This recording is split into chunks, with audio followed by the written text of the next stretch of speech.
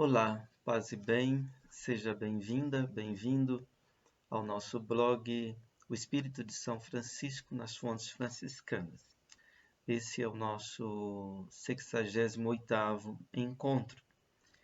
Nos últimos encontros nós temos tentado refletir a respeito da 7ª admoestação de São Francisco. Nossa reflexão de hoje se intitula A Ciência da Boa Operação 2. Compreensão como capacidade de ser. Vamos retomar o texto de São Francisco e em seguida fazer a nossa reflexão. Que a boa operação siga a ciência. Diz o apóstolo: a letra mata, mas o espírito vivifica. São mortos pela letra os que cobiçam saber só as palavras, a fim de serem tidos mais sábios entre os outros e poderem adquirir grandes riquezas, para dá-las aos parentes e amigos.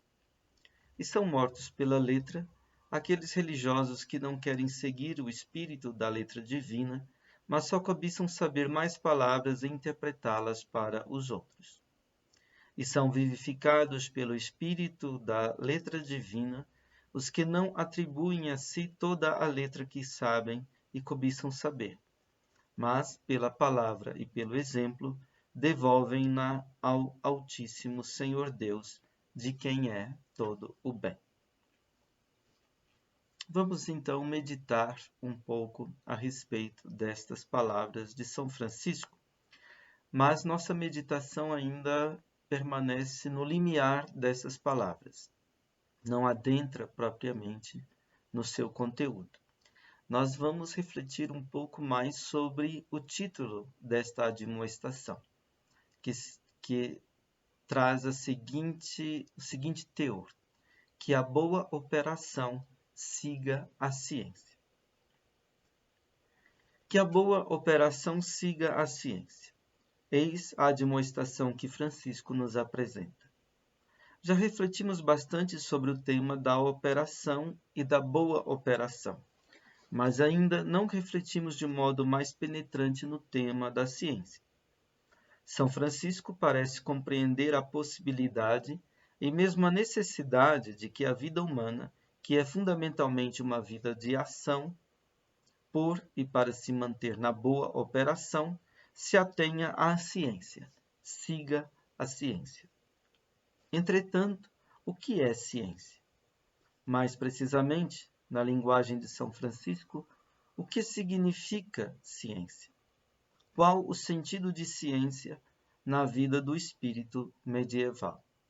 São as perguntas que nós fazemos e que devem balizar a nossa meditação neste encontro de hoje.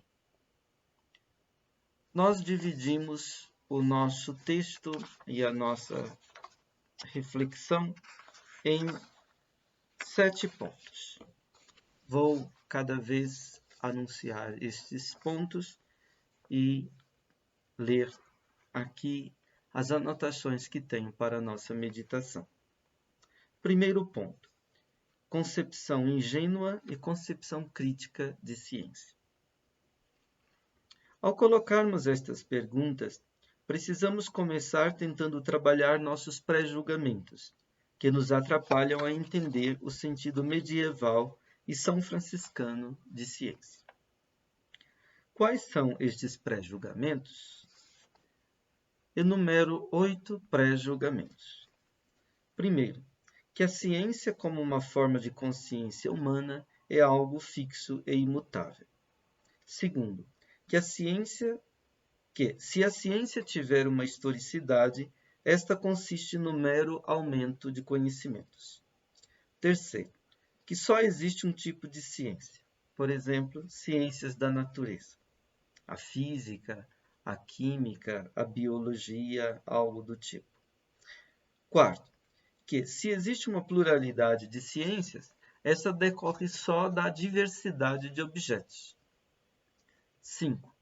Que na ciência tudo funciona preto no branco, distinguindo-se nitidamente acertos e erros. 6. que o que é conhecido pela ciência não pode sofrer uma reinterpretação radical. 7. Que a cientificidade da ciência é algo pronto, acabado, que as ciências não precisam rever e se reinterpretar a si mesmas. 8. Que a essência da ciência não muda. Este conjunto de 8 pré-julgamentos constitui o que poderíamos chamar de uma concepção ingênua da ciência. Em contraposição, podemos levantar uma concepção crítica de ciência. Vamos elaborar 7 pontos desta concepção crítica da ciência. Primeiro, a forma de consciência da ciência vai se transformando com suas próprias descobertas. Segundo, os critérios do que é conhecimento científico mudam com o próprio progredir dos conhecimentos. Terceiro, há uma pluralidade de ciências e cada uma tem uma cientificidade própria. 4. Há uma pluralidade de métodos também. 5. Toda a ciência permanece em seus fundamentos e em suas decisões prévias em questão. 6. As mudanças epocais incidem sobre e decidem sobre as concepções de cientificidade e ciência. 7. A essência da ciência, segundo a época, se altera. Esta concepção crítica da ciência carrega consigo uma concepção aberta de método e uma concepção do real como pluridimensional, isto é, constituído de muitas dimensões. Este ponto da nossa meditação é retomado do texto do Frei Hermógenes Harada, intitulado De Estudo Anotações Obsoletas. É uma síntese do que ele diz na página 70 a 76. Por sua vez, essa exposição do Frei Hermógenes Harada é uma retomada de um texto do professor dele, Heinrich Rombach, num conjunto de textos sobre teoria das ciências. Vamos agora para o segundo ponto da nossa meditação. Ciência como resguardo da clarividência. O que nós chamamos de realidade é pluridimensional e se encontra em permanente mudança, passagem, transição. Os processos de esclarecimento do real, que nós chamamos de ciência, precisam, pois, estar sempre se autocorrigindo e se afinando com esta realidade multidimensional e em gênese.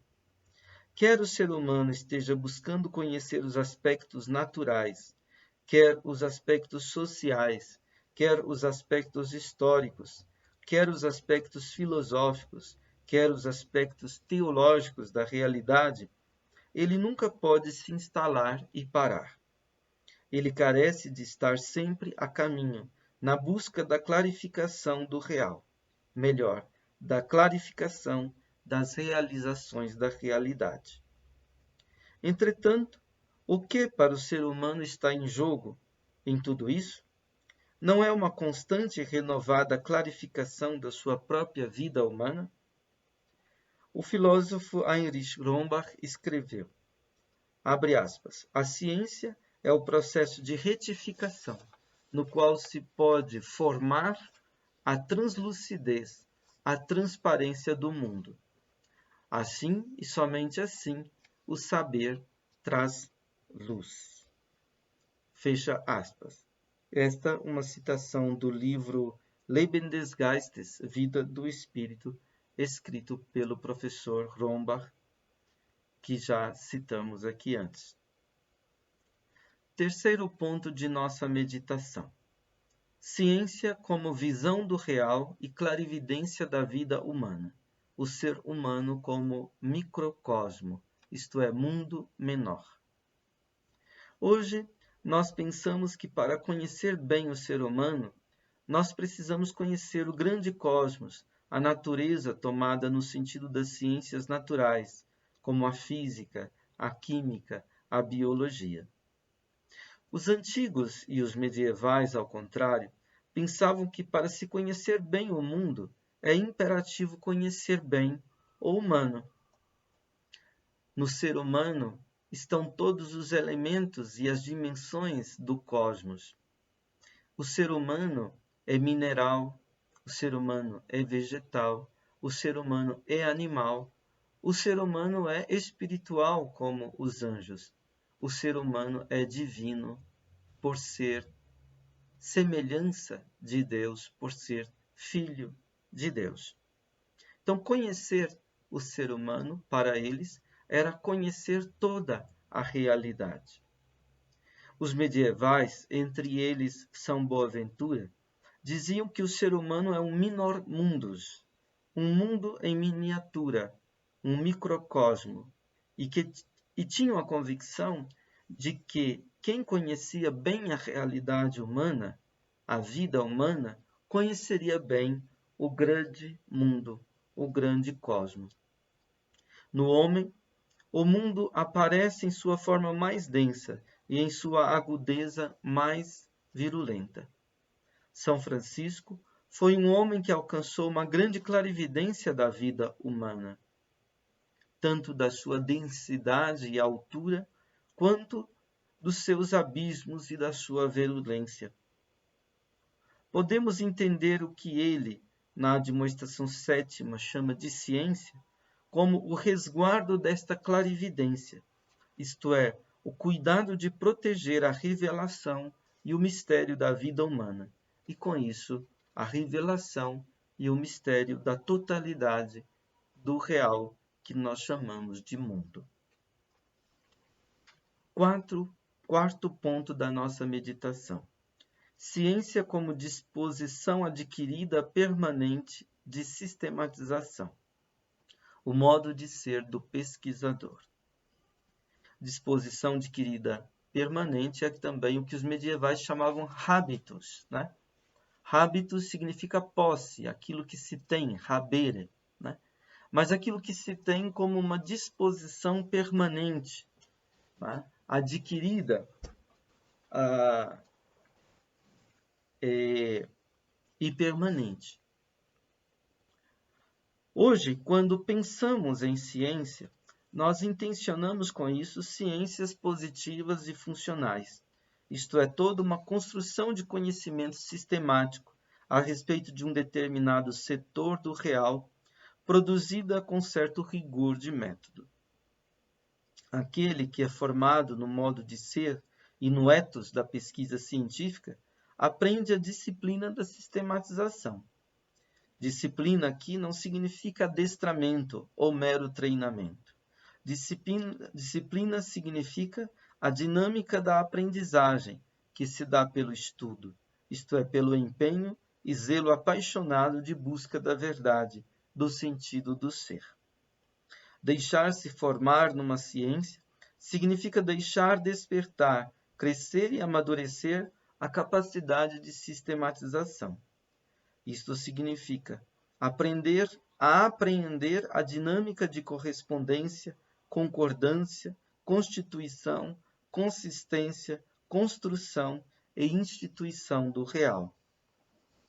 Na construção do conhecimento que se dá como ciência, está em jogo a capacidade humana de instituição do real na abertura do saber, ou melhor, a capacidade de deixar emergir a construção do mundo como dinâmica de uma estruturação interior.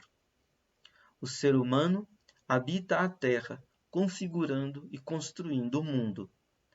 Esta aprendizagem exige sensibilidade para o real, perspicácia de descobrir fios condutores, capacidade de seguir a gênese das realizações, capacidade de ver não só os fatos e a realidade como efetividades, mas de ver também e sobretudo as possibilidades. Uma mente alheia a extrapolações de dimensões, responsável pela atenção crítica, precisa, a paixão pela veracidade e pela verdade, etc. Em suma, trata-se de ser pesquisador. O que é ser um pesquisador? É ser alguém com disposição para uma busca infinita, alguém com sensibilidade e abertura, com a capacidade de uma visão nítida. Pesquisador não é só alguém que sabe ver outras coisas, é alguém que sabe ver as coisas de outro modo, de modo sempre novo, conascendo com o mundo em gênese continuamente. Quinto ponto da nossa meditação: ciência da experiência. São Francisco como grande mestre nesta ciência.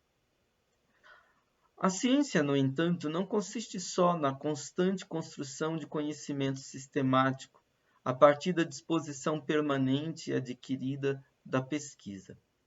Todo conhecimento científico está em relacionamento com a realidade pré-científica.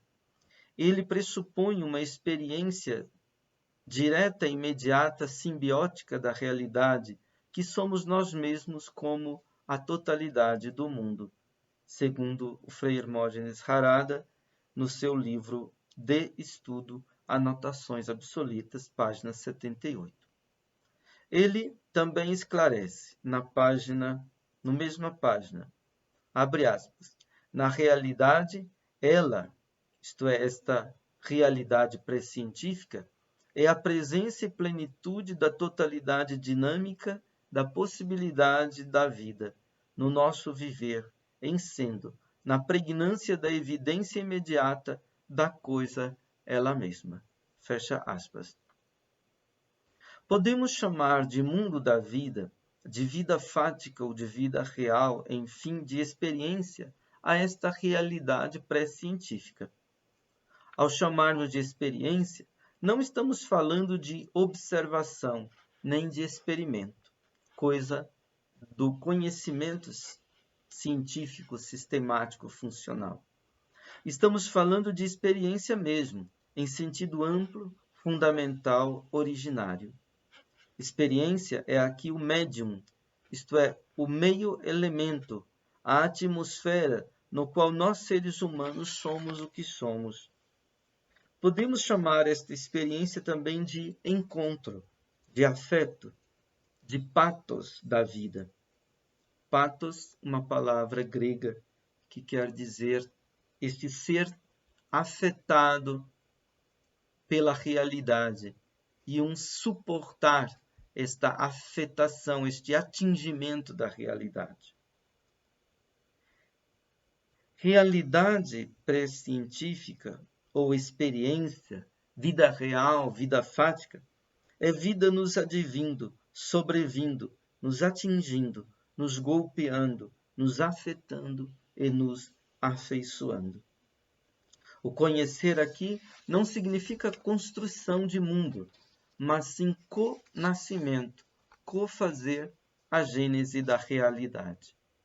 Experiência é medial, isto é, ela é anterior a toda a nossa passividade e atividade, a toda a nossa reflexão também.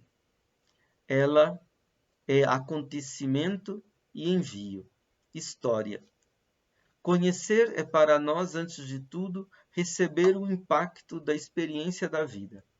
Esse espaço, esta abertura da experiência, é segundo as palavras de Frei Harada, abre aspas, o insondável abismo desvelante das possibilidades de ser. Fecha aspas. Ciência é, neste nível amplo, fundamental e originário, o trabalho do movimento de contínua penetração, sondagem e ausculta do sentido do ser, que incessantemente emerge do abismo desvelante da vida. Quando este movimento é levado às suas últimas consequências e é tematicamente buscado, ele se mostra como filosofia. Em seu texto intitulado Por que estudar o pensamento medieval?, publicado póstumamente na revista Scintilla em 2017, Frei Harada lembrava a ciência de São Francisco como uma tal ciência da experiência. Fazendo alusão a uma obra de um medievalista japonês, ele levanta a seguinte suspeita, abre aspas, a experiência ou a intuição originária da pobreza de São Francisco é uma experiência de encontro corpo a corpo da criatura com o absoluto.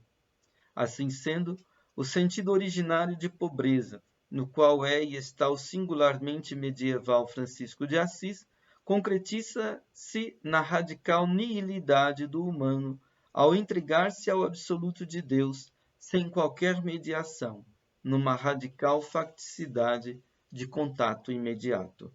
Fecha aspas. Isso está neste artigo da revista Scintilla, página 116. É o volume 14, número 2, de 2017, da revista Scintilla. São Francisco era um homem amadurecido na ciência da experiência, isto é, do contato pleno e imediato da vida fática, da vida real. São Francisco foi grande mestre desta ciência. Curtido e amadurecido no contato corpo a corpo, pleno e imediato da vida fática, da vida real, ele se tornou capaz de, por assim dizer, a cada vez pegar o pulso das possibilidades e realidades que a cada vez irrompiam na sua história. Este pegar o pulso das possibilidades e realidades, co-nascendo com a gênese da realidade, co-fazendo o fazer-se da realidade, é o que podemos chamar de ciência da boa operação. Podemos chamar o corpo a corpo com a vida humana e sua facticidade de espírito. Podemos então chamar de espiritualidade ao cuidado por resguardar a clarividência e o pulso da boa operação nas vicissitudes da vida real. Então podemos dizer que São Francisco foi um grande mestre de uma ciência chamada espiritualidade. Mas tal ciência do espírito, isto é, da faticidade, da liberdade, não tem nada a ver com uma espiritualização tomada no sentido de uma fuga da concretude da vida na direção de uma infinitude ruim, alienada. Pelo contrário, tem tudo a ver com a encarnação na finitude da existência. Nesta encarnação, a finitude é, a cada vez, receptividade à inesgotabilidade da infinitude do mistério da vida. Podemos chamar a abertura e a receptividade próprias dessa ciência do espírito de humildade. Esta ciência de São Francisco toma rumos diversos em seus companheiros e em seus herdeiros. Em Frei Egídio de Assis, ela aparece como a ciência útil. Em São Boaventura, como itinerário da mente para Deus. Em João dos Escotos, em religiosidade da ação, segundo o rigor da caridade.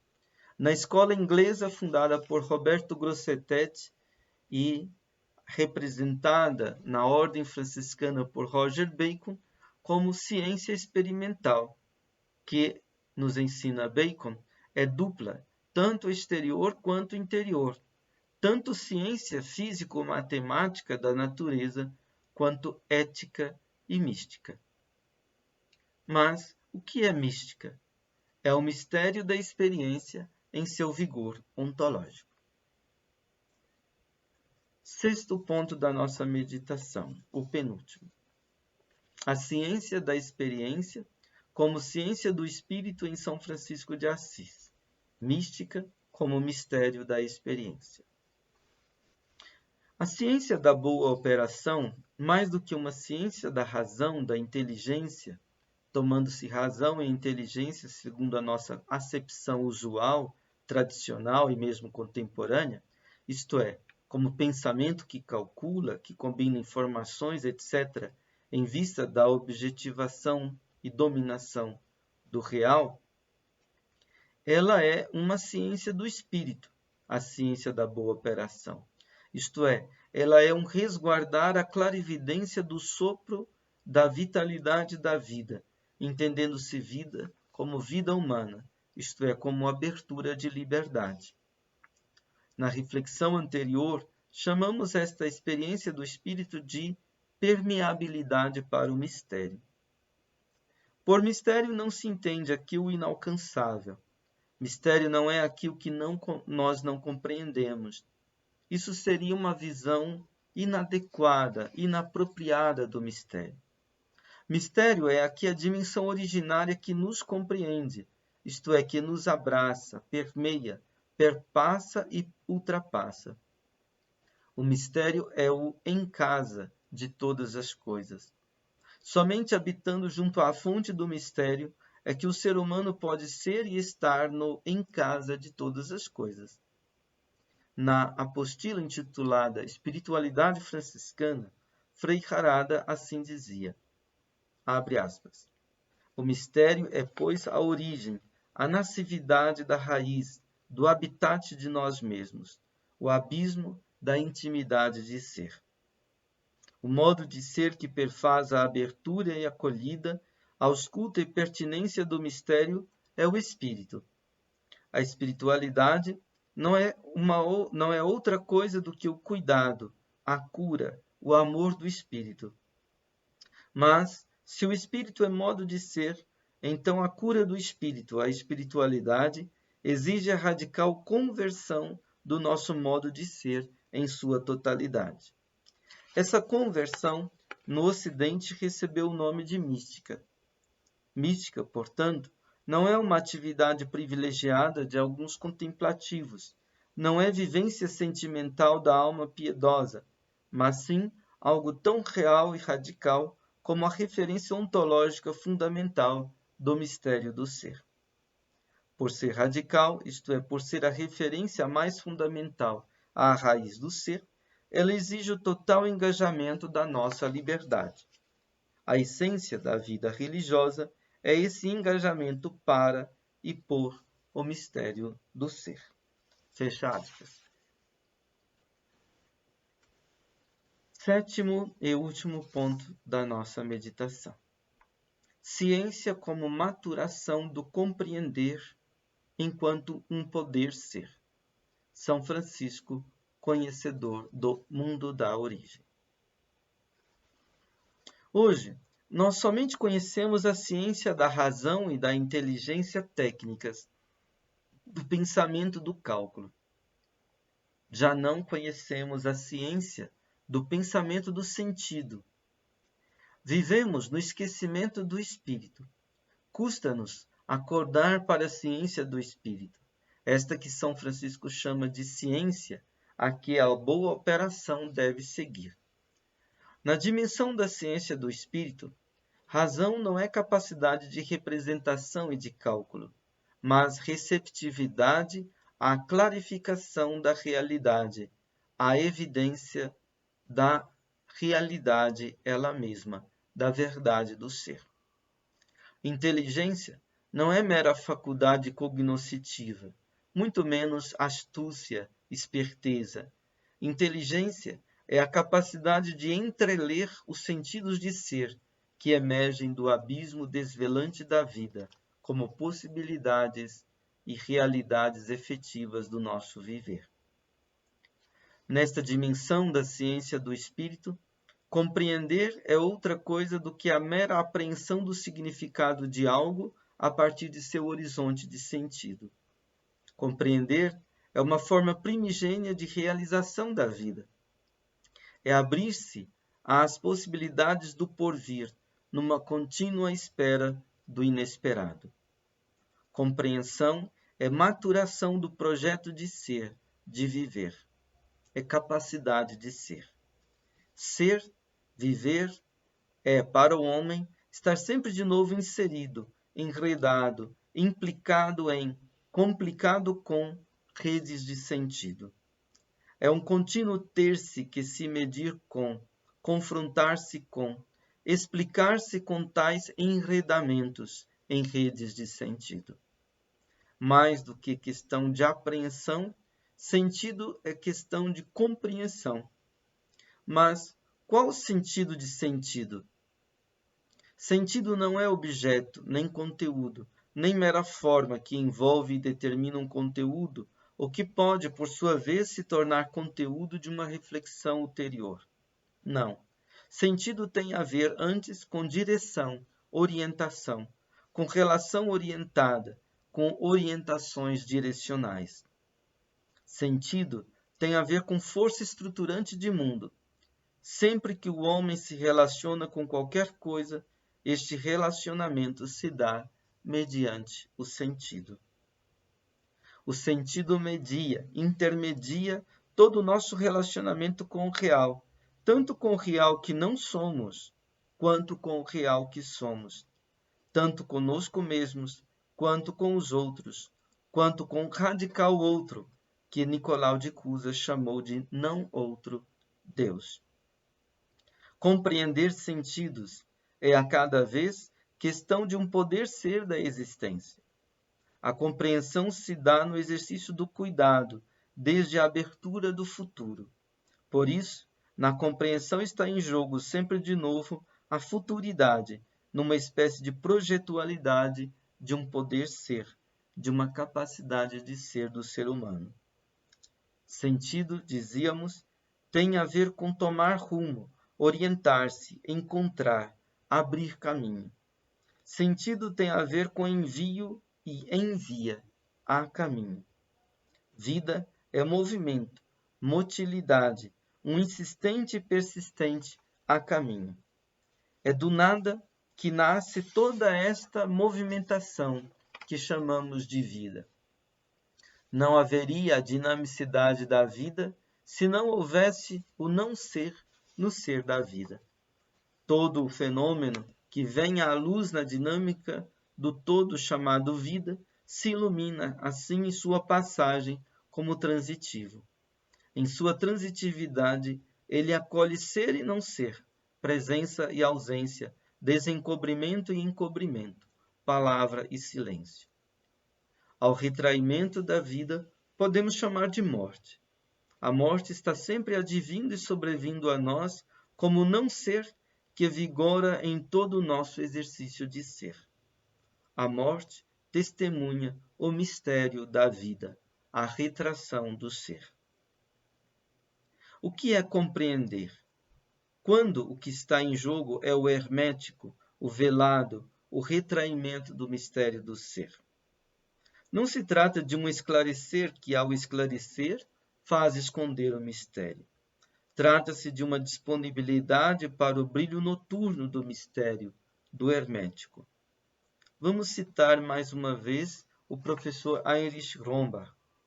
Ele chamava a atenção para isto, abre aspas, todos os fenômenos centrais e iniludíveis da vida e da existência são de natureza hermética.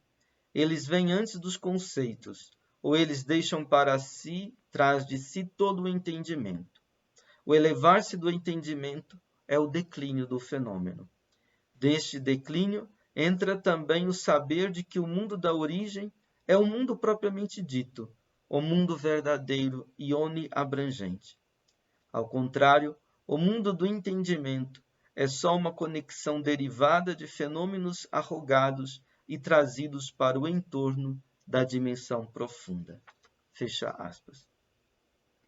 Podemos terminar nossa reflexão dizendo que São Francisco, em sua ciência, que chamamos de espiritualidade, foi um homem que, calando profundamente no abismo da vida, se fez disponível ao mistério, ao silêncio do ser e sua vigência na faticidade da vida humana.